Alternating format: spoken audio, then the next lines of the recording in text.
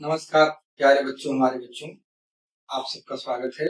आज हम बात करते हैं उत्तर प्रदेश में आई हुई नई vacancy Uttar Pradesh sub inspector 2025 की। इसमें हम लोग चर्चा करेंगे लॉ के पार्ट्स को, उत्तर प्रदेश मूल विधि व संविधान जो कि सिलेबस में दिया गया है। सारे सिलेबस को हम लोग दो पार्ट में चर्चा करते हैं। पहले पार्ट में सारे मूल विधि के सब्सटेंटिव और प्रोसीजरल एस्पेक्ट को चर्चा करेंगे। अभी डिस्कस करेंगे what is the meaning of procedural and substantive aspect. उसके सेकंड पार्ट में हम लोग डिस्कस करेंगे संवैधानिक पक्ष को, और एक एक करके हम लोग समझते हैं। पहले आइए बोर्ड पे देखते हैं मूल विधि व संविधान, दो अलग अलग कंटेंट दिया गया है सिलेबस में। संविधान के पोर्शन को इस तरफ मैंने मेंशन कर रखा है और मूल विधि के पोर्शन की तरफ मेंशन कर रखा है। मूल विधि को अगर हम ध्यान से देखें तो पूरे मूल विधि को एक ही कैटेगराइजेशन दिया गया है, लेकिन हमने समझने के लिए आपको उस पूरे कंटेंट को दो भाग में कर दिया है। एक सब्सटेंटिव लॉ जिसे बोलते हैं और एक प्रोसीजरल लॉ। आप लोग अभी कंफ्यूज मत होइए what is the meaning of substantive law और what is the meaning of procedural law. Substantive law वो लॉ होते हैं जिस लॉ में केवल राइट और लायबिलिटी परिभाषित की जाती है, उसे सब्सटेंटिव लॉ कहते हैं। ये जो सारे एक्ट हैं जो आपके सिलेबस में दिया गया है, उसको मैंने इंग्लिश वर्जन में लिख रखा है। मैं एक एक करके बोल देता हूँ। BNSS Bharatiya Nyaya Sanhita, women's law, child law, SC ST act 1989, motor vehicles act 1959, Environment Protection Act, Wildlife Protection Act, Protection of Human Rights, and RTI, Right to Information Act, Income Tax Act 2000, IT Act 1961, Anti-Corruption Act 1989, Land Reforms Act, Land Acquisition, and General Rules regarding the land reform. These laws are considered as a substantive law. क्यों substantive law है? क्योंकि basically right बताते हैं और liability बताते हैं। अगर ये राइट लायबिलिटी नहीं बताते हैं तो पार्टिकुलर ऑफेंस को बताते हैं। एक्चुअली क्या है, ये जब आप पुलिस सब इंस्पेक्टर बनेंगे तो इन सारे लोगों का जो प्राइमरी पर्पज है समाज में रहने वाले लोगों के लिए सोशल सिक्योरिटी प्रदान करना, लॉ एंड ऑर्डर प्रदान करना, और आप उसको क्या करते हैं, उसको असिस्ट करते हैं कि कैसे लॉ एंड ऑर्डर मेंटेन करें। तो जो बेसिकली आपकी सोसाइटी में लॉ एंड ऑर्डर मेंटेन करेंगे with the help of these. अगर इसका वायलेशन होगा तो ऑफेंस, और अगर ऑफेंस होगा तो आपको पावर होगा, उसको आप प्रिवेंट करेंगे। जो आप ऑफेंस क्रिएट किया जाएगा उस ऑफेंस को इम्प्लीमेंट करने के लिए प्रोसीजर लॉ को आप करना पड़ेगा। वो प्रोसीजर लॉ भारतीय नागरिक सुरक्षा संहिता दैट रिप्लेस द सीआरपीसी 1 जुलाई 2024। अभी हम इसके बाद में चर्चा करेंगे, पहले हम एक एक चर्चा कर लेते हैं कि क्या क्या सारा चीज है। तो फर्स्ट ऑफ ऑल हम डिस्कस करते हैं Bharatiya Nyaya Sanhita that replaces the Indian penal code. 1 जुलाई 2024 में ये पिक्चर में आता है। इसका प्राइमरी पर्पज है उस एक्ट को बताना जो प्रोहिबिटेड है। इसका मतलब है कि अगर कोई आप कार्य करते हैं किसी व्यक्ति को और उसे राज्य मानता है वो अच्छा नहीं है, यानी वो अपराध की श्रेणी में आता है। अगर वो अपराध की श्रेणी में आता है तो उसकी दो चीजें, पहले तो डिफिनेशन बताएगा, फिर उसका पनिशमेंट बताएगा। जैसे मान लीजिए अगर आप किसी व्यक्ति का वस्तु ले लेते हैं बिना उसकी सहमति से, ये चोरी के कैटेगरी में आएगा और चोरी का मैक्सिमम पनिशमेंट क्या हो जाएगा, 3 साल हो जाएगा। तो इस 3 साल को पनिशेबल नेचर में उसको इम्प्लीमेंट करने के लिए हमको बीआरएसएस यानी सीआरपीसी को अडॉप्ट करना पड़ेगा, सीआरपीसी को इम्प्लीमेंट करना पड़ेगा। इस तरह के सारे ऑफेंसेस जैसे थेफ्ट है, चोरी है, रेप है, मर्डर है, किडनैपिंग है, एक्सटॉर्शन है, ये सारी चीजें इसमें बीएनएसएस में दिया गया है।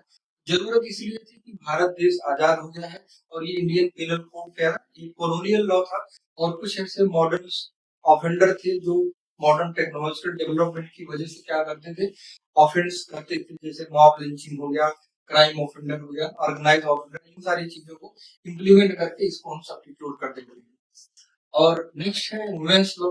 वुमेन्स लॉ के अंदर हम लोग dowry provision acts and protection of sexual offences on work place, और विमेन्स के ऐसे लॉस जो विमेन्स के पार्टिकुलर सिक्योरिटी प्रदान करता है वर्क प्लेस पे। इस तरह की अगर एक्टिविटीज से अकड़ होती हैं जो वे फेस करती है, सिक्योर फील करती है, तो ऐसी संस्था को या ऐसे व्यक्ति को पैनलाइज किया जाएगा। नेक्स्ट है child labour act. Child labour के तहत हम लोग पास्को एक्ट डिस्कस करेंगे। Protection protection of children from sexual offences act 2012। इसमें बच्चों के प्रति जो लैंगिक व्यवहार किया जाएगा वो एक आपराधिक कृत्य माना जाएगा। अगर आपराधिक कृत्य हुआ इसका मतलब सब इंस्पेक्टर जो पिक्चर में आएगा और उसको क्या करेगा, with the help of penalise करेगा। नेक्स्ट है एसटी एक्ट, जो अत्याचार जो अपराध होता है, अत्याचार निवारक जो कानून है उसको कठोर बनाया गया है, जिसकी वजह से जस्टिस की बात करता है और जो व्यक्ति किया रहेगा जो है अधिकतम कठोर की जो है भुक्तभोगी होगा और एंटीसिपेटरी बिल को रिजेक्ट कर दिया जाएगा। नेक्स्ट है मोटर व्हीकल एक्ट, जो यातायात मुद्दों की बात, ईंधन की बात करता है, लाइसेंस की बात करता है तथा कठोर दंड व फाइन की उपबंध भी करता है।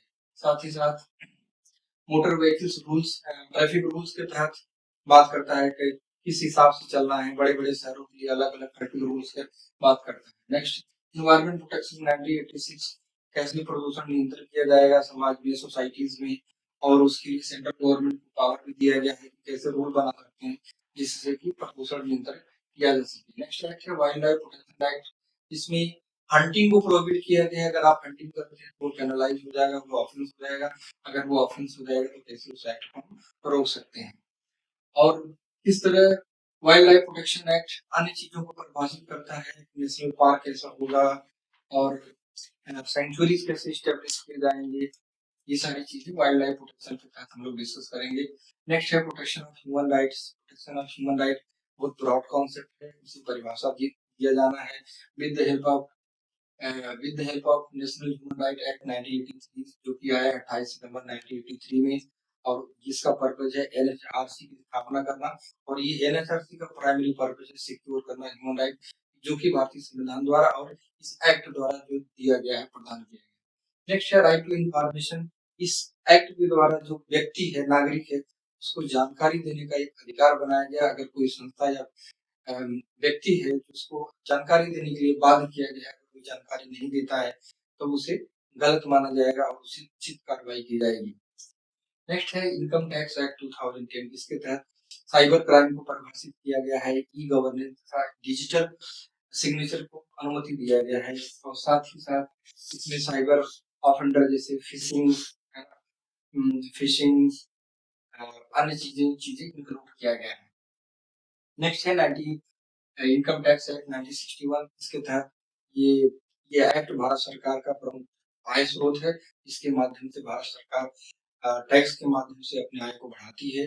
और हर व्यक्ति का कर्तव्य है कि वो ई फाइलिंग, टैक्स रिटर्न, इन सब चीजों को कंप्लायंस करेगा। अगर नॉन कंप्लायंस उनसे पेनलाइज या गलत चीज समझा जाएगा।